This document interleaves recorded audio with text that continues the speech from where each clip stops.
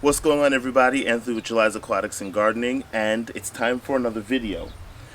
I thought that the best way to tackle this project would be to break it up into different parts and create kind of like a little mini-series on how exactly to start, plan, map out, and design a new flower bed, or in my case, an existing one. Now, this flower bed that is behind me, the back portion of it has been here since we moved into this house. And as I've mentioned in previous videos and on Instagram, if you're not following me again, please head over to Instagram, make sure that you're following me over there. But as I mentioned in previous videos, I have always neglected this bed because it was kind of, to me, tucked away into the corner. No one really saw it except you're driving past on the road. So I focused my attention on the driveway and sidewalk flower beds.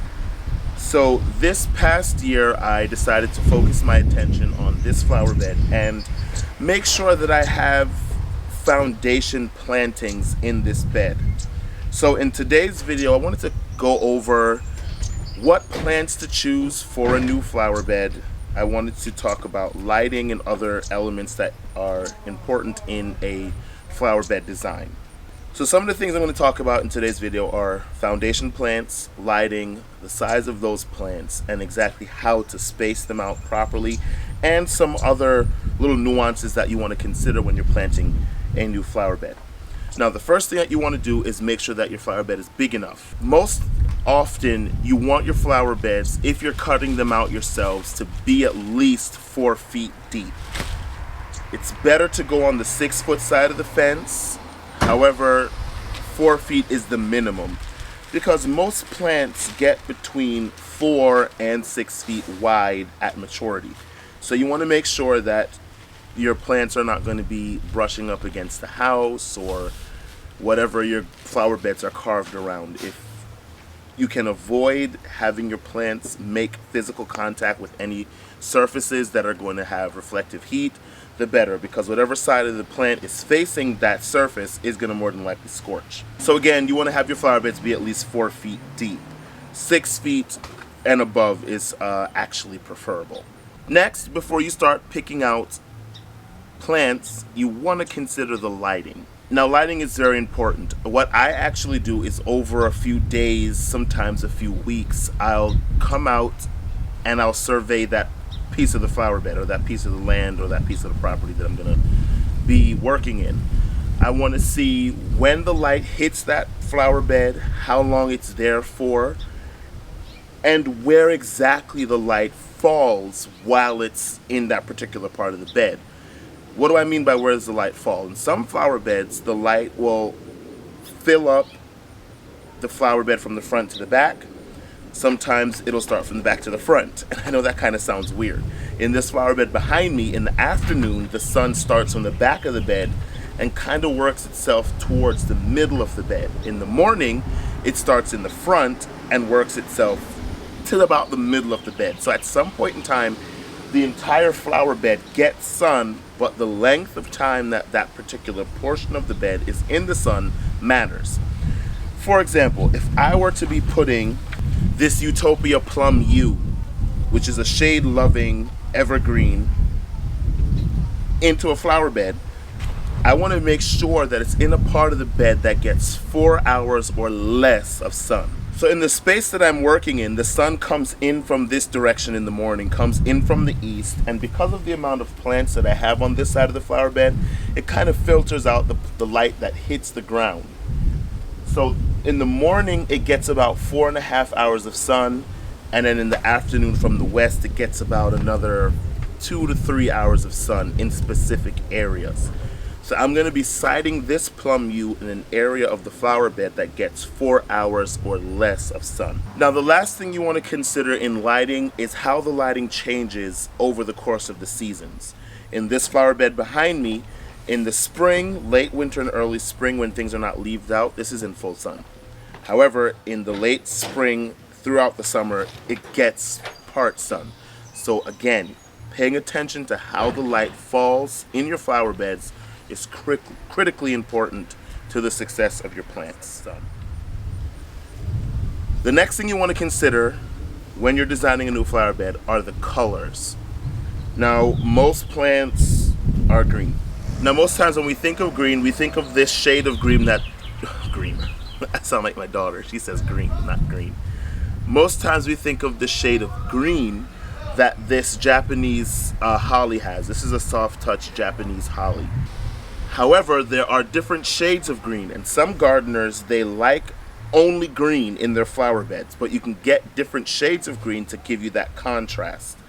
So if you look at this soft touch Japanese holly, this is a deeper green than this Eugenia topiary, which is a deeper green than this Japanese plum yew, which is a different green from this ilex, shamrock ilex. So you can play off of different shades of green, but in a flower bed, you want to have 4 basic colors: green, red, yellow, and blue. Now I have 3 out of those 4 colors sitting on my table here. I'll show you my blue element that's in this flower bed already in just a moment. You can have different shades of green varying from, again, which I keep going back to because I love this plant, this Japanese plum yew, to the Eugenia topiary, to the soft touch Japanese holly. You can get your red element from plants such as this purple pixie dwarf weeping loropetalum, which I think is an absolute stunner. And this is from the Southern Living Plant Collection. This gets 1 to 2 feet high and 4 to 5 feet wide. So you can actually use this as a ground cover.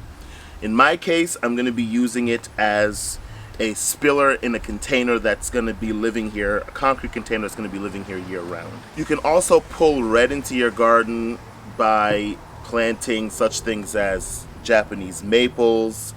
You can plant barberries that are red. There are a couple of different red, and when I say red, I don't mean blooms, I mean leaf, foliage texture.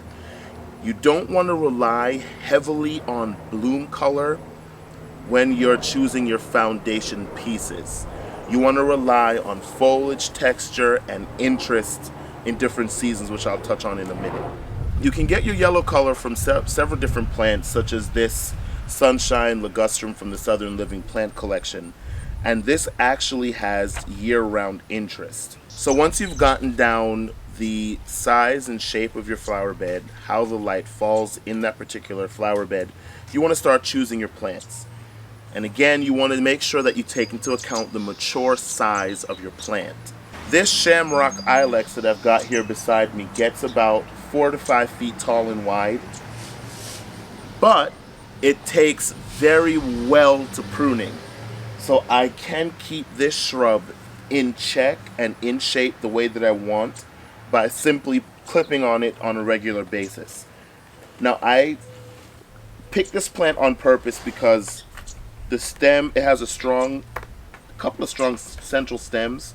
I'm thinking that I might be able to get at least 2 plants out of this, maybe not. But I'm going to be shaping this into a conical form. So I'm going to be taking that into account as I clip on this shrub. But again, I want to make sure that I plant this so that way I'm taking its mature size into account. For example, this smoke bush that I have here gets 4 to 6 feet tall and wide, and it can take sun to part sun. I believe this is a deciduous shrub. If I'm not correct, I'll correct myself on screen. However, again, this does take to pruning sort of well. And I know it kind of looks weird. I got most of these plants in the mail, by the way, especially the Southern Living plants, because you can't get them in garden centers for some reason. Well, at least not garden centers in my area. It's hard to find Southern Living plants. But these plants all came in the mail, so, you know, they'll bounce back soon.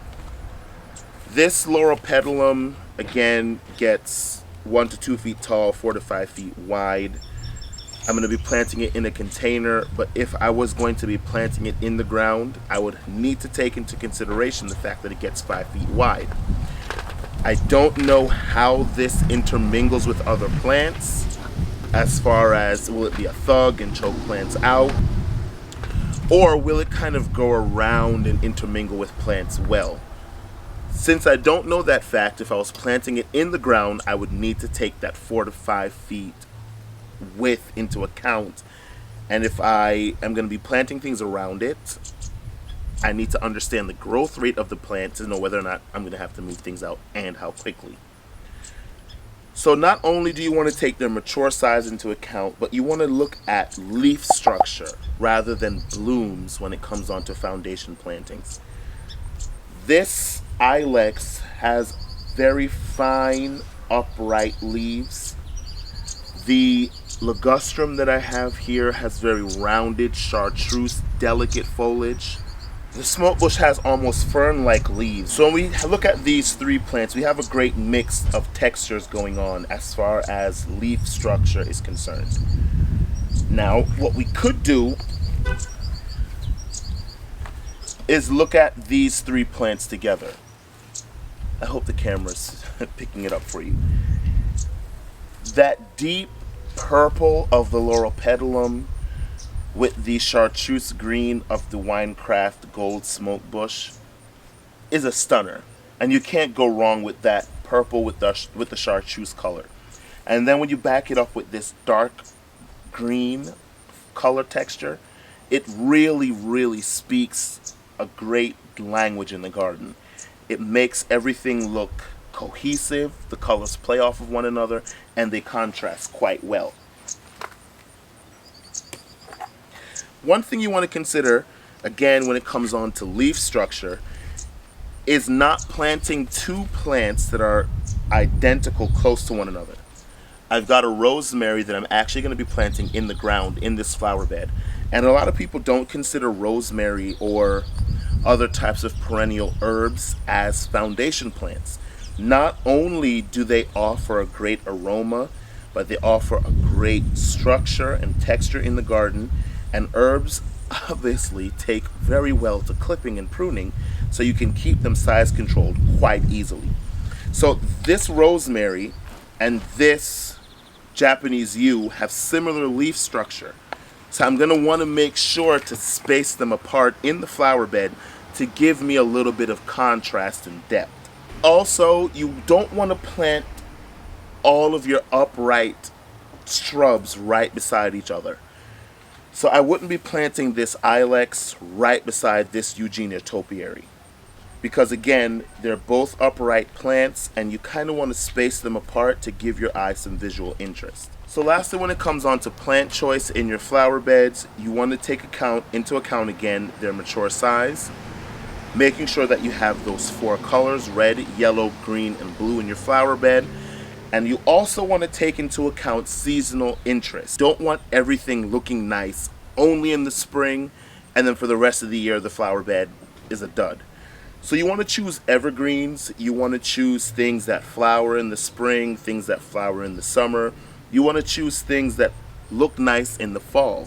And typically we don't consider fall and winter interest in our gardens, and you really should. You can get winter structure and winter interest by having garden furniture, like concrete pieces and things of that nature. And you also can get them from having evergreens in the garden.